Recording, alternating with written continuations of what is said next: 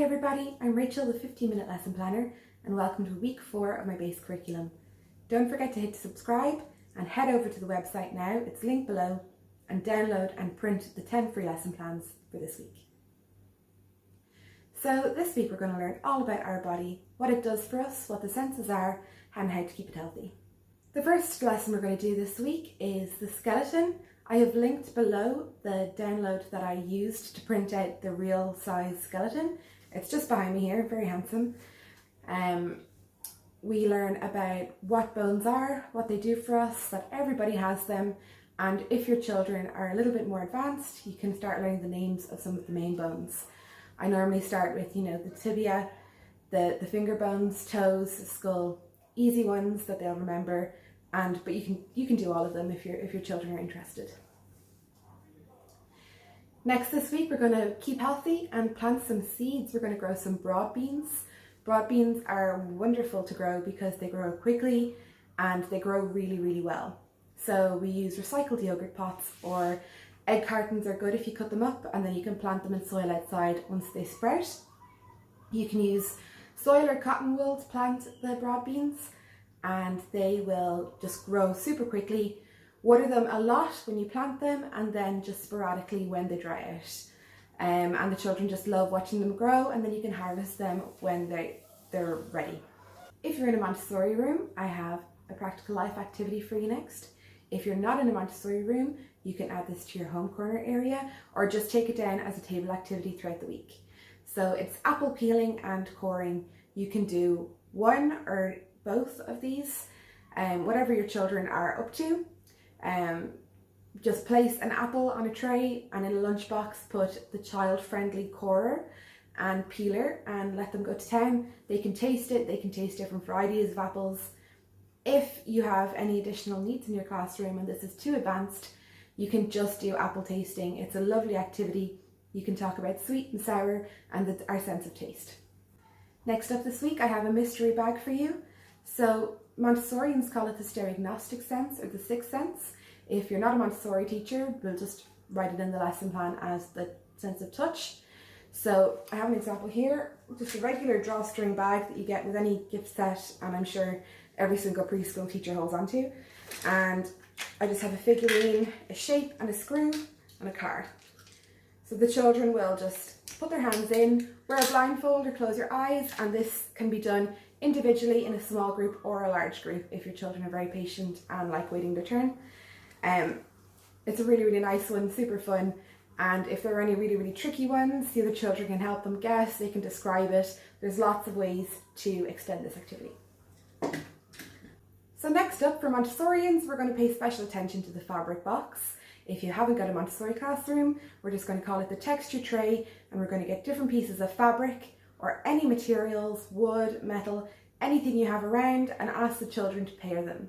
So depending on the level of your children, they can pair them eyes open, eyes closed, blindfold. They can give hints to their friends. Again, so many ways to extend this activity, but it is really fun, and it's really emphasizing the sense of touch and also the sense of coordination for the children, because they're going to pair them up and stack them on the table.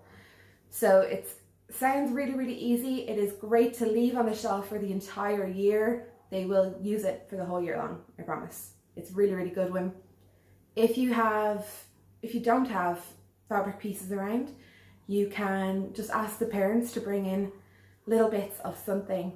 It doesn't have to be fabric. It can be literally anything, once you have two of them that the children can match. So next up we have another guessing game. It is the instrument guessing game. I have 3 instruments on the tray here next to me.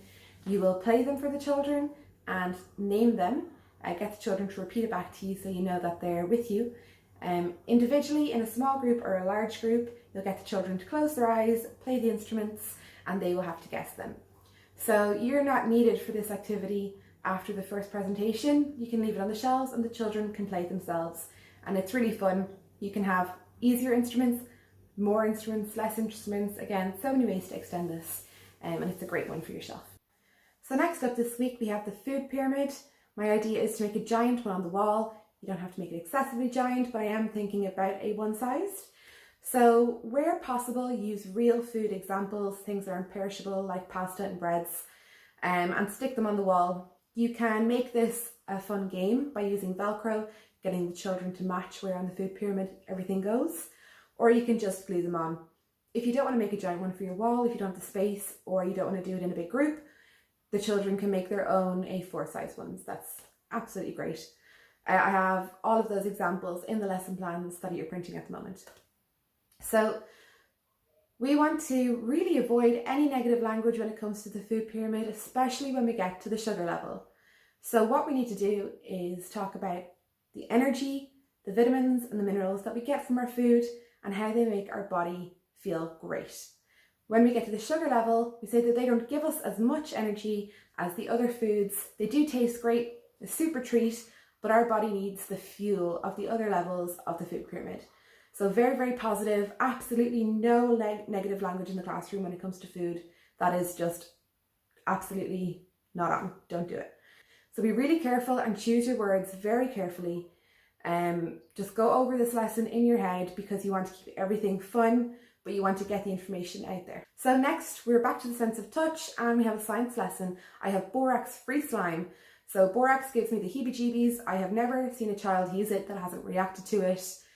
Every lesson that you look up for slime has borax in it. Just please don't use it. It is not good for your kid's skin. The recipe I have is 1 cup of PVA glue, a tablespoon of baking soda, some food colouring. It's optional, but it's more fun. The most fun colour is green because it looks disgusting. In a separate bowl or jug, mix warm water and about half a teaspoon of salt, making kind of a saline solution. Add that into the glue mixture, tablespoon by tablespoon until you get the texture that you want. And although it's not taste friendly, it's not going to hurt your children's skin. And it's a really, really good recipe. It'll keep for about a week before it starts going gross.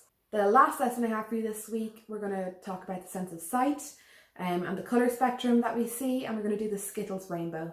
So we will put Skittles around a plain coloured plate or bowl, and in the centre, very, very slowly, let the children pour a jug of warm water. The sugar and colouring on the Skittles will dissolve and it will move down the bowl into the centre, and it kind of stays in its line. It's a really, really fun lesson. Of course, the children like to eat the Skittles afterwards, but what are you going to do? It's really, really fun and they always enjoy it, and it gets you talking about the colours. So there's lots of ways to differentiate this lesson, and there's lots of ways to differentiate all the lessons this week. I've included as many of them as I can think of, but I'm sure there are loads more. So if you think of anything really, really good, let me know. So that's all I have for this week, guys. I'm just going to remind you again to hit the subscribe button, pretty please. I hope that everything printed out and downloaded okay for you, and that your children really, really enjoy the lessons this week.